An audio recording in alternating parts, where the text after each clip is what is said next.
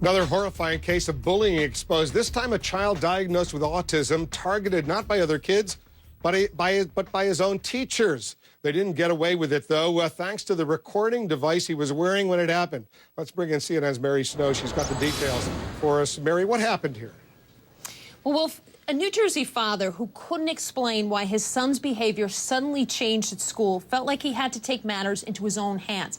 Now, his son has difficulty expressing himself, so the father decided the only thing to do was to try and record what was going on inside his son's classroom. And what he found is disturbing.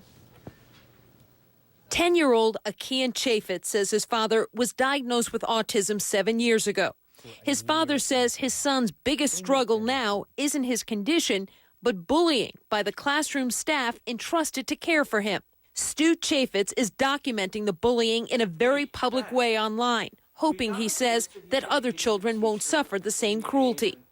Chaffetz says problems started this year when he was told his son had punched a teacher and an aide. And I've never seen him hit anybody.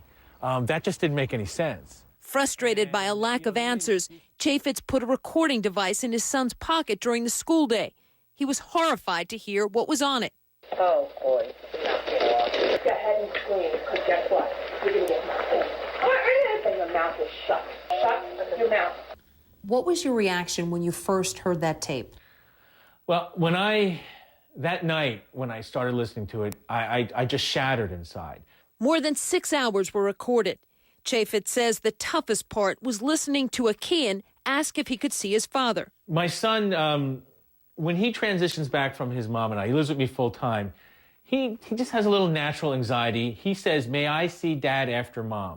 which is his way of asking to be reassured he's coming back home. Now, yes, sir. You go to see any books in the library, or you just look at sculptures? Oh, there you are. You can't see. Chaffetz says he went immediately to his son's Cherry Hill school and credits administrators with acting quickly. In a statement, the school superintendent said in February, upon receiving a copy of an audio recording, the district undertook a thorough and rigorous investigation and responded swiftly and appropriately. She said there were specifics she couldn't legally address, adding, "I want to assure our parents that the individuals who were heard on the recording raising their voices and inappropriately addressing children no longer work in the district."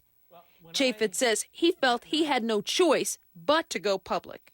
Every child is worthy of defense and respect, and that no one deserves to be treated with cruelty and to be humiliated, and that we who can speak for them need to stop it by changing the law, by exposing people who bully kids, and by publicly shaming them. Stu Chaffetz isn't completely satisfied with the district's disciplinary action. He says he went public because he claims one of his son's teachers wasn't fired, just sent to another school. Now, the superintendent's office wouldn't address that question, referring us only to the statement it had previously sent out. And, Wolf, by the way, since Stu Chaffetz posted his story on YouTube on Monday, it's had nearly 1.5 million views. Wow. And so they won't explain why these individuals are still teaching in the school district after this kind of behavior? Right. Well, the district says that the teachers have no longer teach in the district, but Stu Chaffetz says that he has discovered that one of them still does, but in a different school, and that's what the district wouldn't answer questions about. But in the same district, a different school in that district, is it the same district? Right. He says it is, yes. And the school district says it's not? Correct. All right, if you get some more information, let us know. Mary Snow doing excellent reporting for us. Thank you.